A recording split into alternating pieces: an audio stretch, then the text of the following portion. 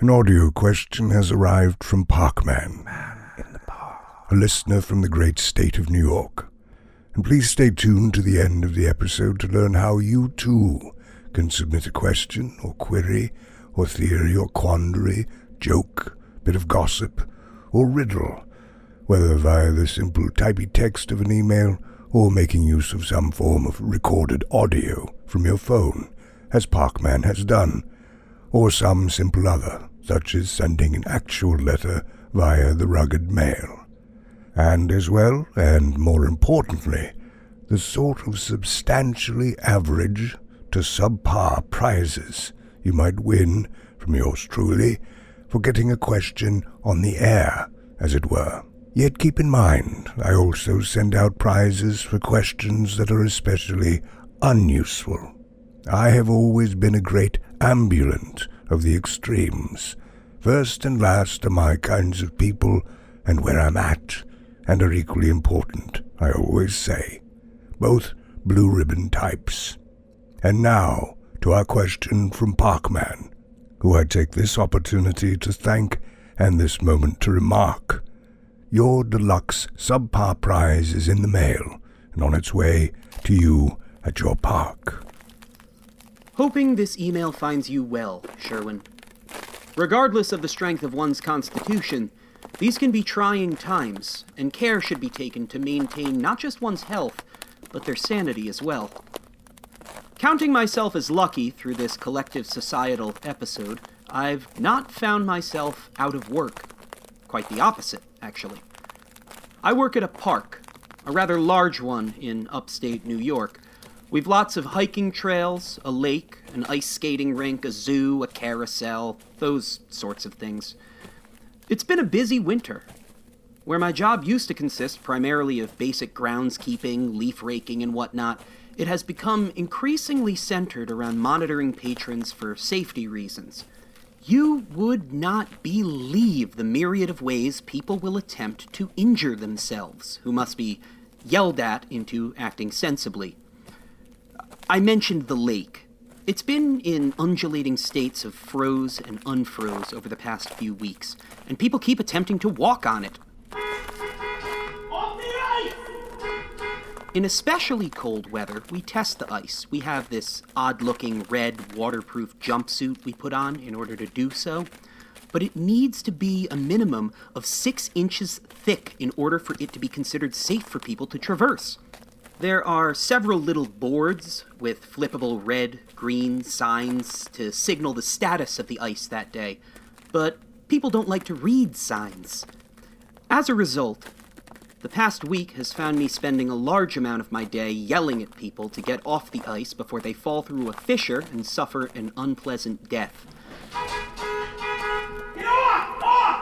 There's a degree of power that comes with telling someone, regardless of their age or status in life, to stop it. People don't like it, though. They always get a bit mad. Mad in the sense of angry, not liking being told what to do, but also mad in the sense of a lack of sense. If they fall in, I'm not even allowed to risk rescuing them. I can slide them a wooden ice ladder from the shore, but attempts at assisting them myself are strictly forbidden. Still, there's no real way to explain all this to someone, to explain that, honestly, I'm just concerned for their own well-being, without incurring their instant wrath.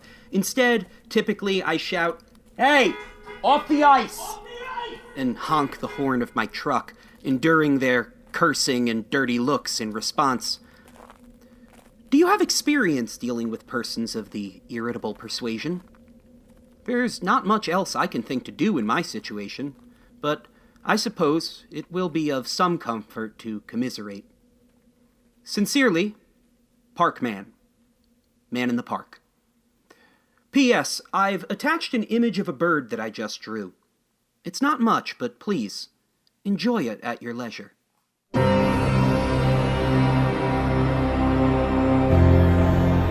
You're listening to Atoms, Motion, and the Void.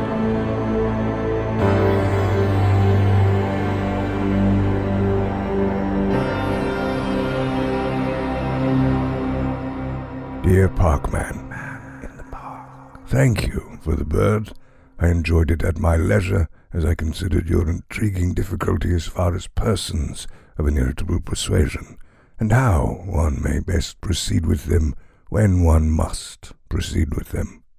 As a form of response, harpsichords to ukuleles, rocks to rubber balls, apples to oranges, you may say, I think I must tell you about my younger life, and especially relate the truly forgotten fact that until the year of 1971, our fair civilization was far less civil than it is today.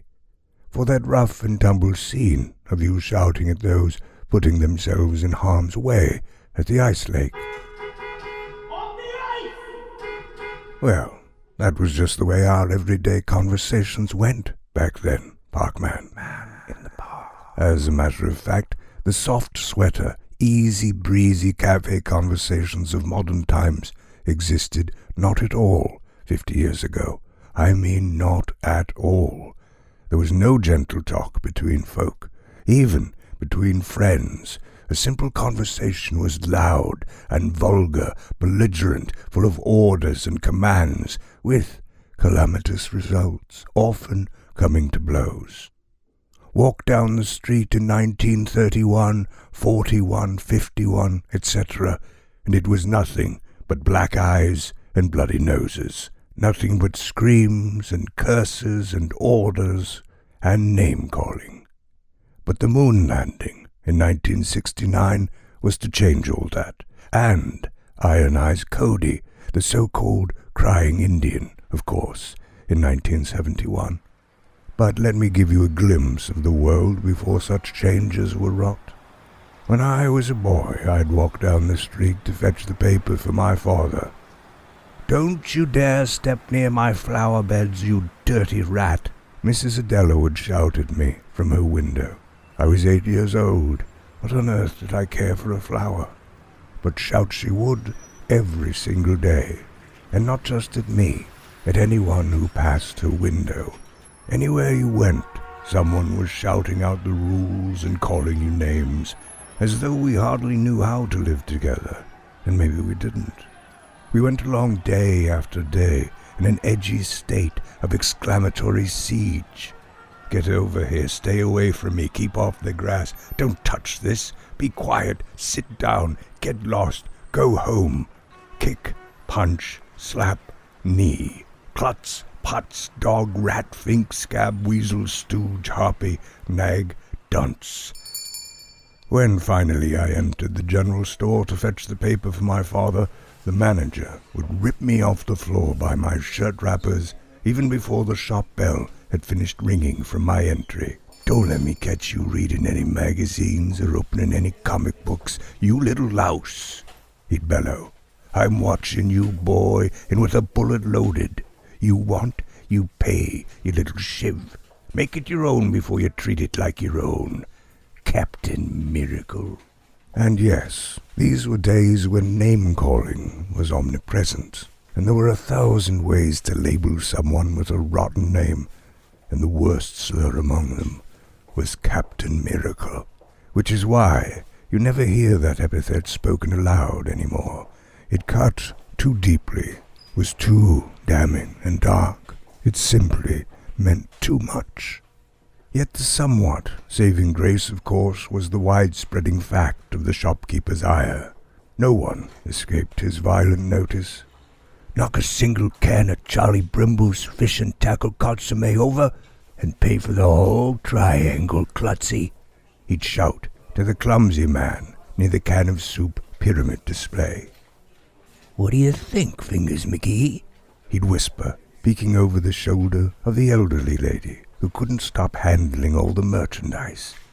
"Think I opened a shop for feely touchies, you soft old biddy? You wanted I should come to your crummy shack in the woods full of vases and tiny sculptures of boys from Norway and touchity, touch, touch."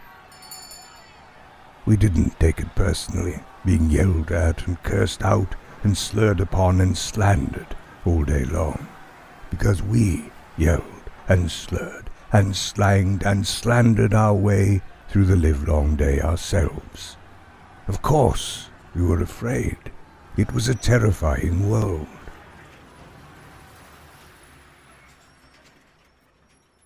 I'm not sure how this might serve as a defense, but it comes to mind. For consider how, during my youth, a typical man's suit or woman's day dress was made of such a blubber-thick canvas that each article of clothing could stand up on its very own.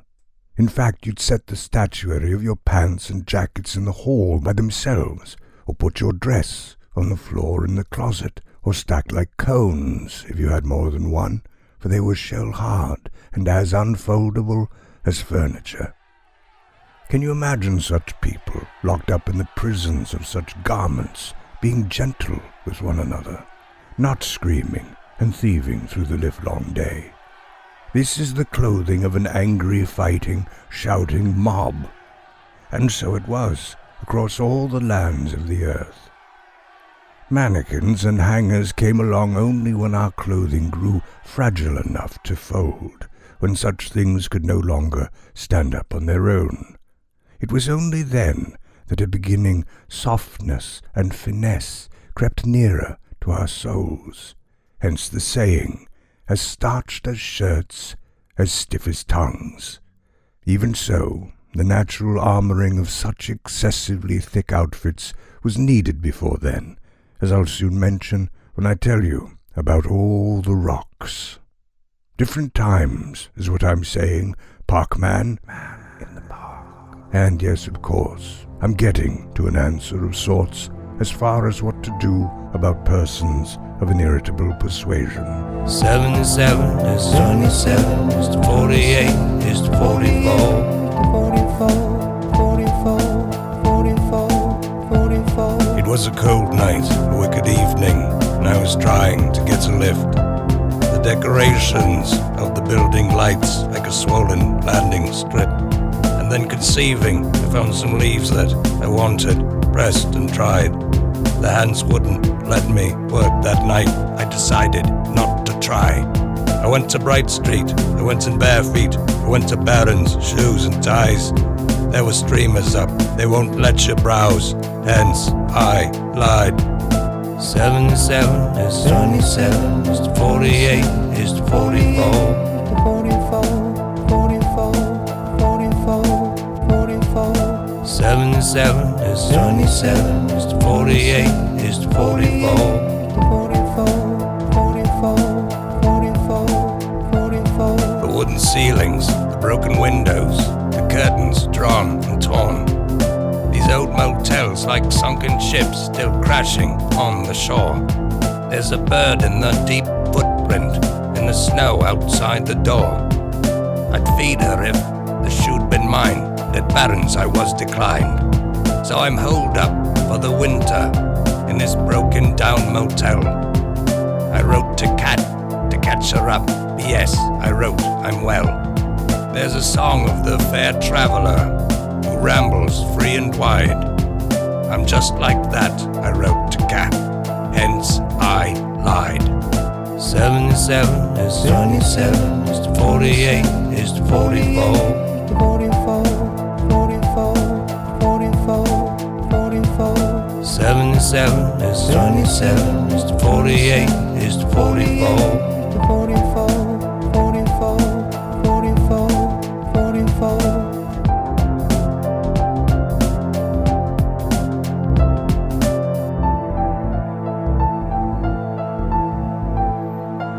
Back then, we went to bed hard as hammers hitting nails and woke up with a gasp, as though the day's blade was already slitting our throats. I'll say it again. You would not believe the constant shouting, everyone screaming orders to everyone else all day long and striking out with fists and palms and flying kicks. But everyone was moments away, you see, from being finished, or washed up, or broken, or ruined, or bankrupt, or was already on the run, or on the lam, or in hiding, and so there was this need to always be fighting one's way out of one's coffin, and after that, out of one's hole in the earth, and after that, away from the cemetery of one's clearly soon arriving eternal rest. In those old days before the moon landing, people did simple, clear things like made pencils each day for 40 years. And you didn't have to ask anyone what they did. Their job was written all over them, and you could smell what they had for lunch and even breakfast, and where they lived. You could smell the wife or husband on them, and the children beneath their legs, and the damp of their sheets, and the soot in their sitting rooms, or the cows beyond the window, and the sweet hay they passed through, and the specific sweat of their professions, menial, manual, mental, sweat of hands or underarms, or belly, or feet, or scalp, or back, or neck, or sweat of brain, each with its own circumscribing piquancy, and all of us with our own motley but expressive fragrances, our own shivery stamp upon the air, which clarified just who we were, and what we had, and how well we did, and how fierce we'd fight, and how loud and vicious we'd get if challenged. Woodshop sawdust on some of us, or the railroad's coal-bin grease on others, or the macassar of ship engines, or the animal blood of the slaughterhouse, or the sorrowful campfire by the river, and even the starkness of the cold hovered like window panes over the soul of a poor man's body.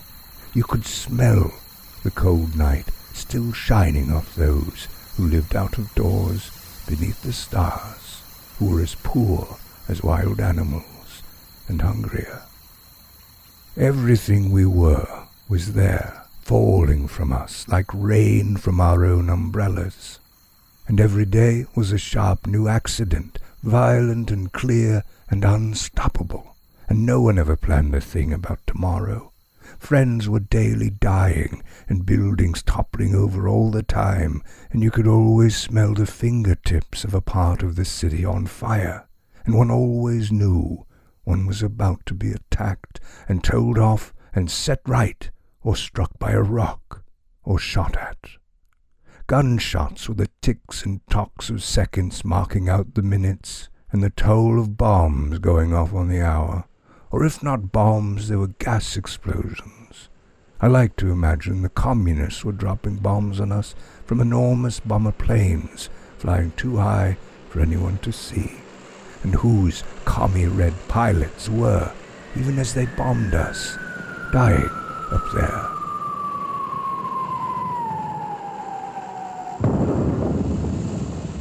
The pilots and crews starved of oxygen near the edges of space in their vast and disposable Soviet or East German wind tunnel bombers, which were designed for one flight only and no return home, and eventually came crashing down into the forest after all the bombs had been dropped and everyone gone unconscious.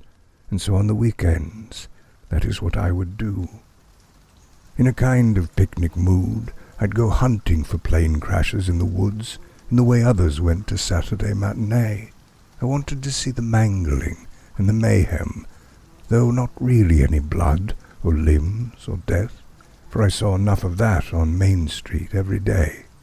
In fact, I hoped the crews were simply knocked out cold, still safely buckled to their seats, which seats I imagined scattered around the forest in the manner of a strange, exploded classroom.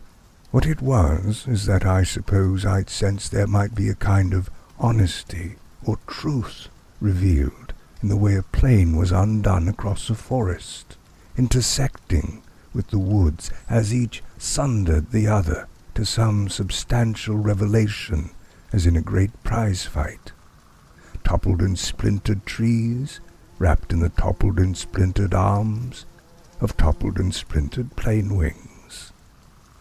And I imagined myself picking through those exploded classroom remains, finding the pilot or co-pilot, and pulling aside the remarkably stiff burlap of their military jackets as though folds of iron, as though peeling wide their chests of armor, and sliding forth from the crevice of their inner pockets a beautifully colorful sheaf of foreign currency.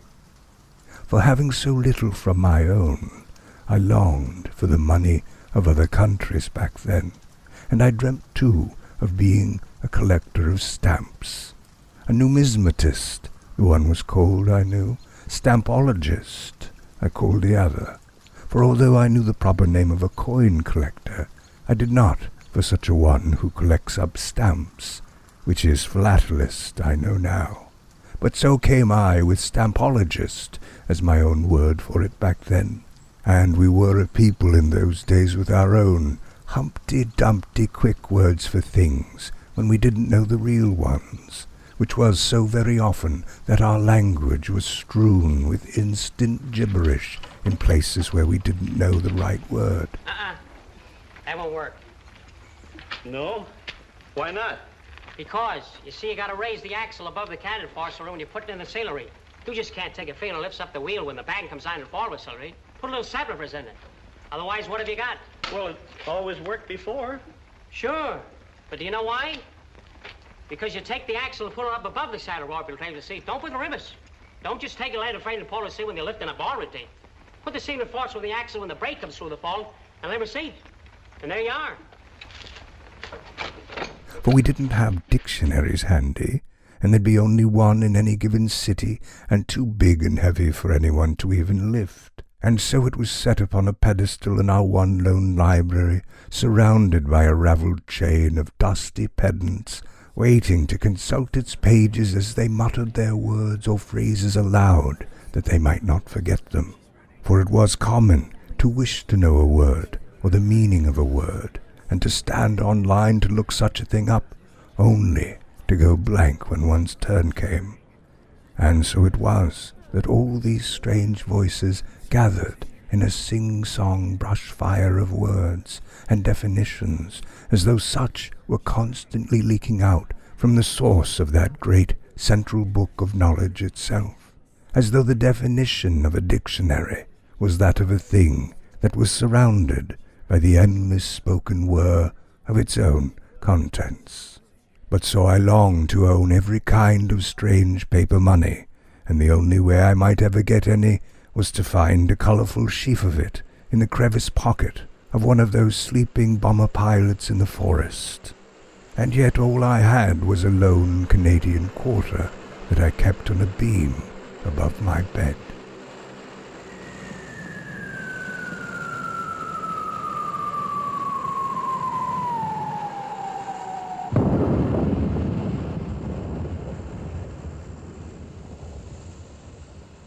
People killed each other with rocks in those days, as I think I said.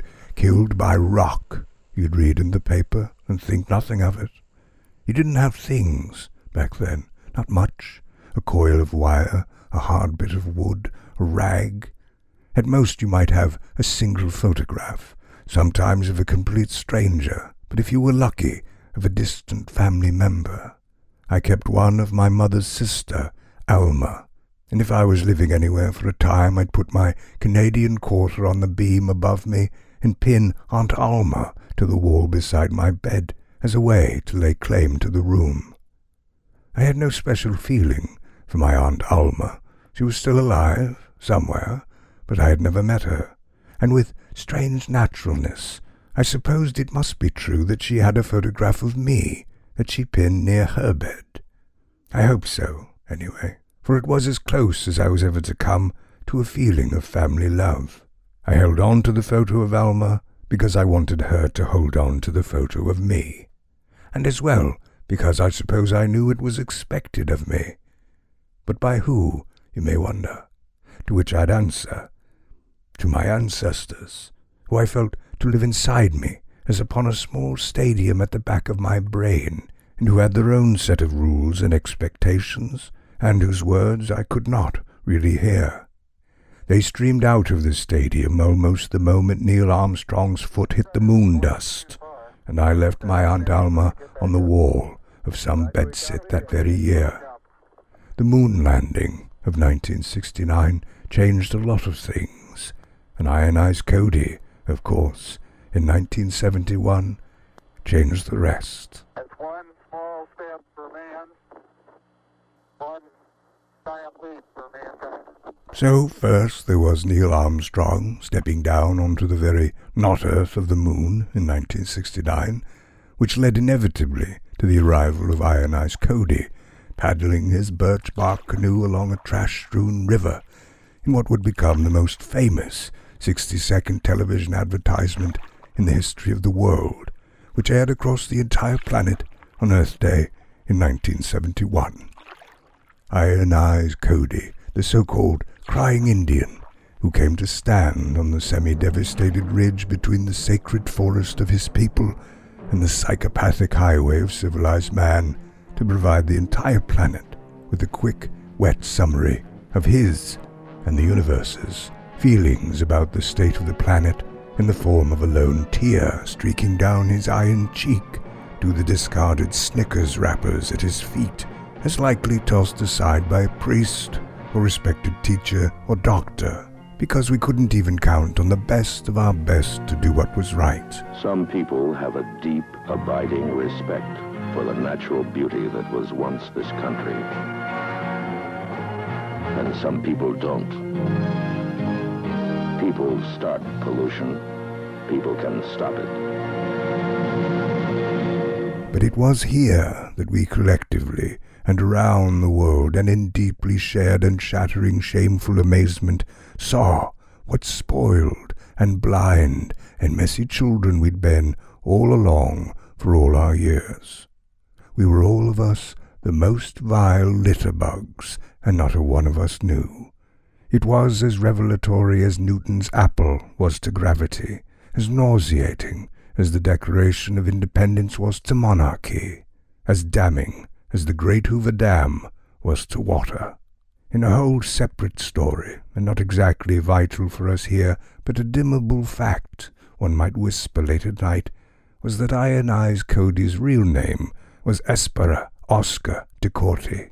Yes, an Italian-American actor who found himself cast as point-missing and harmless and cartoonishly noble Indian chiefs, as they called them back then, in Bob Hope films, who over the course of many proud years being recognized for his wildly beautiful weeping in that most famous of pollution advertisements, slowly dissolved his memory as far as his own ethnicity, and took warmly to the conceit that he was a member of various tribes, and especially liked to tell people he was a full-blooded Cherokee, but who was, in the end, revealed by family members upon his death to be nothing but a Sicilian named, as I mentioned, Espera Oscar de Corti. But upon the heels of the moon landing, which gave us the dazzled eyes to see that we were not stuck upon this island earth, came the accusation and the pointing finger of the crying Sicilian's single tear, which burned us bitterly with its insight and truth. And somehow, between the vast sense of opening as came with the moon landing, as we set our sights on the universe as our greater home, and that vast sense of closing that arrived with the rising shame as revealed by the small sentimental poem of a false Native American's tear, between the great opening of one eye and the great closing of the other, we struggled and shifted and evolved.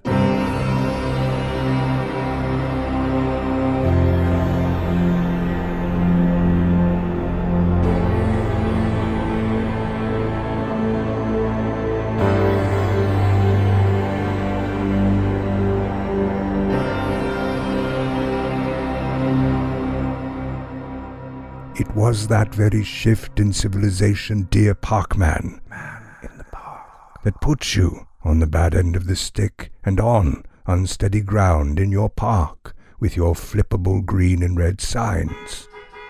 On the ice! Had you shouted out your shout 50 years ago, you would have been considered perfectly within your rights. You wouldn't have a thought beyond the shouting. Serves them right, you would have thought. And so would they have too. You might even have thrown a rock at the sheepishly departing family, and seen them nodding approvingly at your right to do so. But in 1971 we became a most gentle and most ashamed body, a combination which results in exactly what you have noted.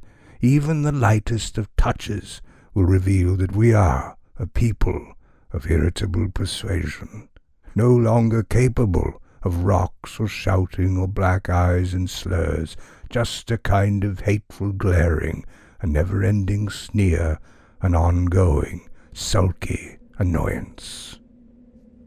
But it is my belief that a very similar and second reckoning is on its way, a coming shift that again will result from the synergy between a galactic footstep and a single tear.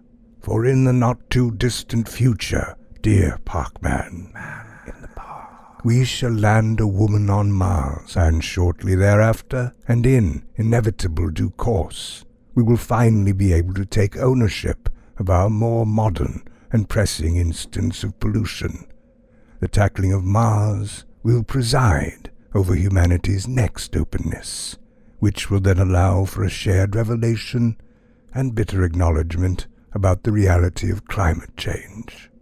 Perhaps on Earth Day in 2051 the world will gather at their holographic screens to watch the newest, most popular advertisement in human history, that of a woman of Irish or African origin dressed up like an Eskimo or woodland fairy, who will shed for the grace of all humanity a single potent tear as an enormous chunk of glacier calves away into the steaming Arctic Ocean, or while watching the surging waters blow down the streets of Boston.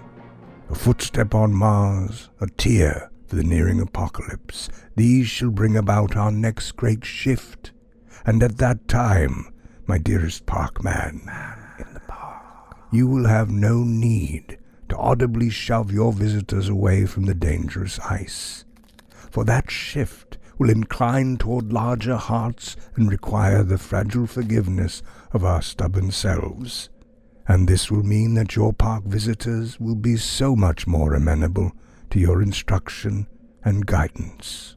And it may even be, at this glorious point in time, not even a decade or two hence, when this transition is finally underway, that these very same people who will consider crossing out onto the dangerous ice, in a time, I should say, when ice may hardly even exist, might, in keeping with a new and careful tradition of sorts, ardently seek out your red and green flippable sign in order to find out whether the ice is safe or not, for they will know to look and look until they find it.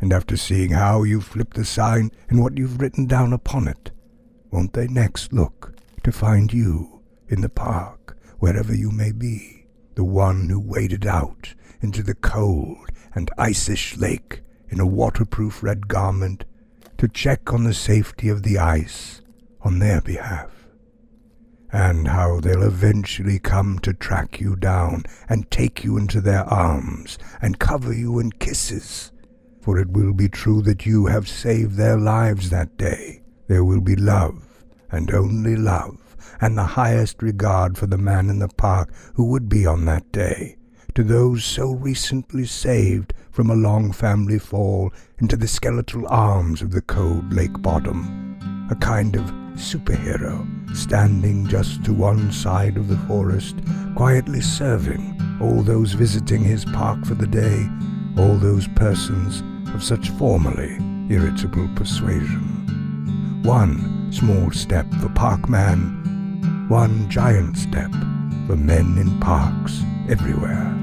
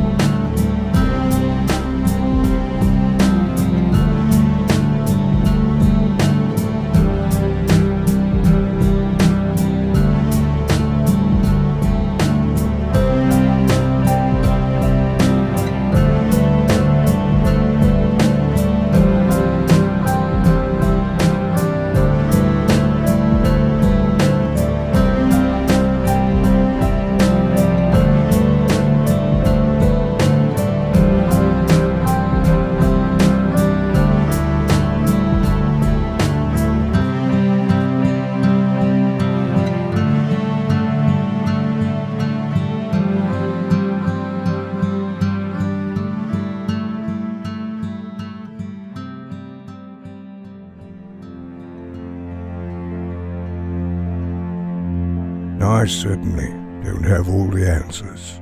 In fact, I suppose I don't have a single one. My supply of answers ran out long ago.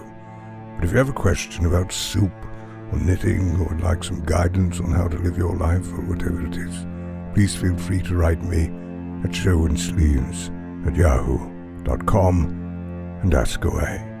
No need to come to Lemon or visit me at my home. No shirt, no shoes, no dear Sherwin required.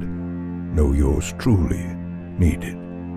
You can send a simple note, of course, but consider submitting a voice recording audio version of your question. And if your query, theory, joke or riddle is used or proves especially recalcitrant to use, expect an almost noteworthy prize to come your way. My warmest regards to you, dear listeners, for listening, and of course my eternal gratitude to you, dear Parkman, for your question on persons of the irritable persuasion.